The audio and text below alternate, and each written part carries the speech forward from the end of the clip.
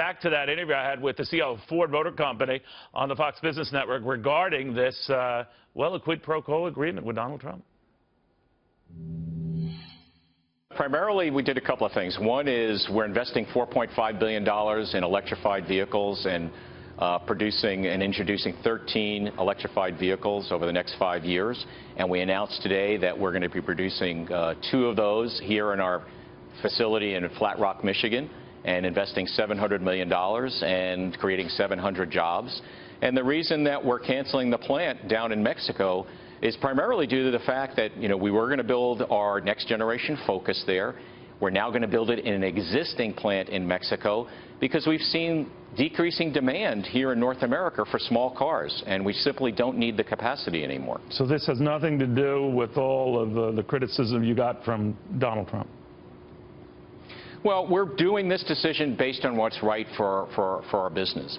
As we think about the investments here in Michigan, as you can imagine, Neil, we look at a lot of factors as we make those. One of the factors that we're looking at is a more positive U.S. manufacturing business environment under President-elect Trump and some of the pro-growth policies that he said he's going to pursue. By the way, did you talk to him about this? This is a vote of confidence. I'm sorry. Did you talk to him about this today?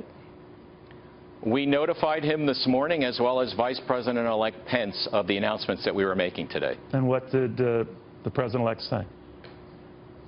Well, they were very pleased that we were making these investments here in the United States and creating the 700 jobs, building on the 28,000 jobs that we've created over the last 5 years and the $12 billion that we've invested in U.S. plants over the last 5 years. So they were very pleased that we were making this action. Mr. Fields, would you have done this if Donald Trump were not elected president? Yes, absolutely. I mean, again, the cancellation of the plant in Mexico was just really looking at capacity requirements. And the investments here in Michigan are around building our high-tech products here and making Flat Rock one of our most advanced manufacturing facilities that we'll have going forward. The President-elect has gone after your rival General Motors for making the Chevrolet Cruze sedan in Mexico, signaling a likelihood that there's going to be a showdown there over that. What do you think of that? Well, I can't really speak to that. I just speak to the Ford business. And, when you look at our business, obviously we're a multinational, a global multinational. Our home is here in the U.S. We are the largest producer of vehicles here in the United States than any other automaker. We're the largest employer of hourly workers. And about 80% of our sales here in the U.S. come from vehicles that are produced here in the U.S. So we'll have to see how some of the trade policies work themselves out. But we will engage very proactively with President-elect Trump and his administration, just as we've done with many administrations in the past. Sir, I know you said that you didn't do this because Donald Trump was elected president. Nevertheless, this is something that he wanted to see, the kind of thing he wanted to see. Was there any quid pro quo in this? In that, did he promise? I know this rush toward, fuel economy requirements and rules that you've said in the past can be too fast and onerous and expensive on all the automakers, Ford included, would ease up, or any other commitment on the part of currency manipulation for those against whom you compete? Well, there was no quid pro quo because there was no negotiation on this. We did these actions because it's right for our business. But did he come back at you, sir, and did he say that, look, all right, I hear what you're saying about currency manipulation. I hear what you're saying about tough fuel economy rules. I will address that when I become president. Well, clearly he said that publicly. So obviously we're looking at that, and that's one of the factors that we put into place.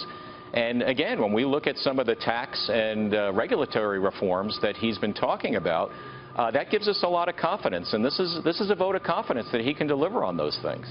What do you think of the way he went after your company, the way he went after General Motors, the way he went after Carrier to save what amounts to 800 or so jobs there? We haven't seen a president-elect, let alone a president, use that type of bully pulpit to try to get his way. Obviously, you argue that was not a strong-arm tactic in your making this decision today. But what do you think of that presidential policy?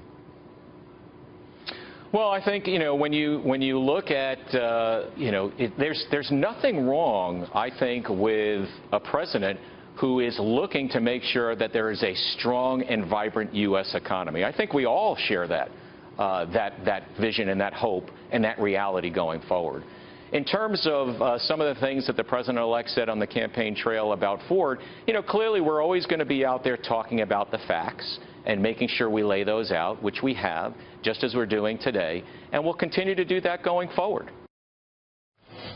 All right, I'll let you be the judge as to whether that might have been inspired by the election of Donald Trump and recognizing the new reality that there's a new sheriff in town. In 2.5 weeks, he will be the new president of the United States.